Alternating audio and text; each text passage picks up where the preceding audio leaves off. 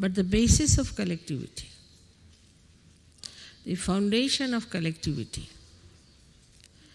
is very deep. And the deep understanding can only tell you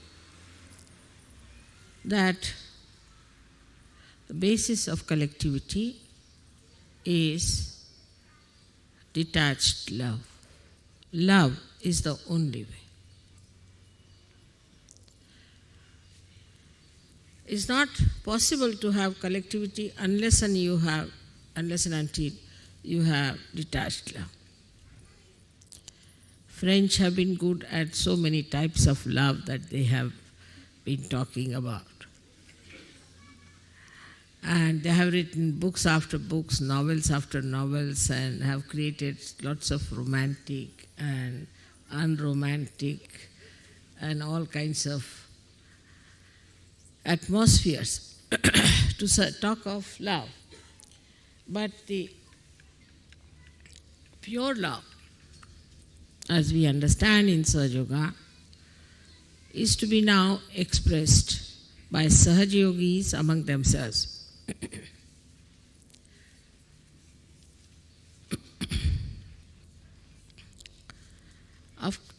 After all, we are all human beings made by one God. And that we are all Sahaja Yogis created by one mother. So there should be no misunderstanding between us of any kind.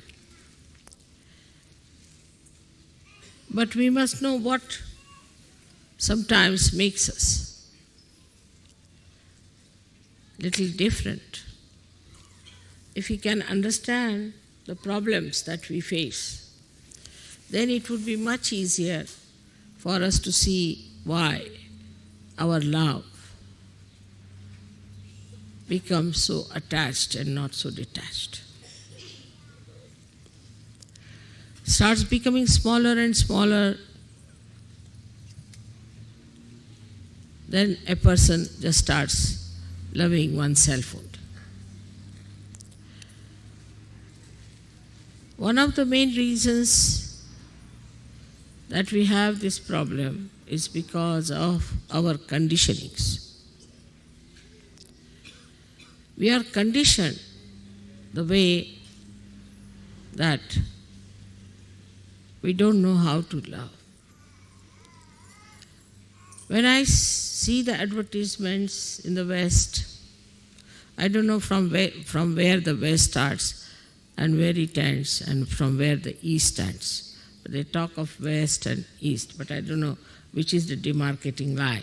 Can anybody tell me that? Where do we start, East and West? Because it's one round world, you see. But somehow or other there is some line, unknown line, underlying line, which creates sometimes this East and West, two types of conditionings. So when I see some advertisements, they show about, recently I saw about James Bond, that he is free to kill and the best film for revenge. This is the advertisement. If revenge is the best way of fulfillment, then how can we love someone? So this kind of conditioning comes to us from outside. That we should not forgive anyone. We should take the revenge. And if you do not take the revenge, then you are not worthy your name. So if you cannot take the revenge, like a duel that they used to have in France quite a lot between the two persons.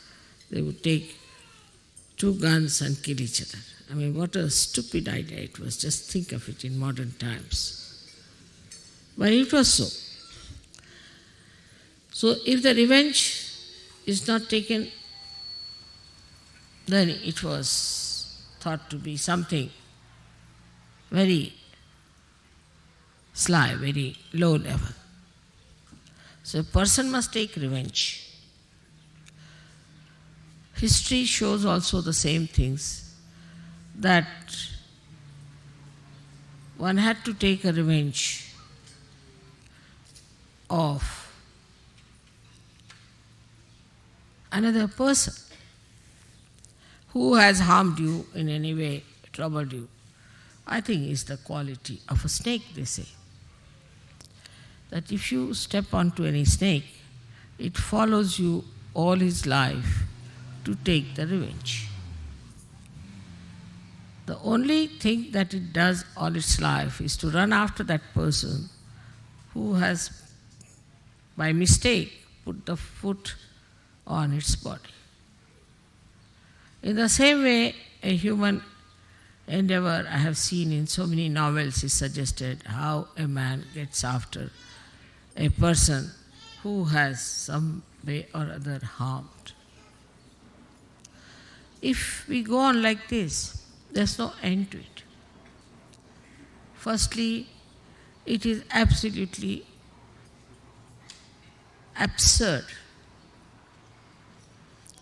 For that, I will give you an example of Buddha.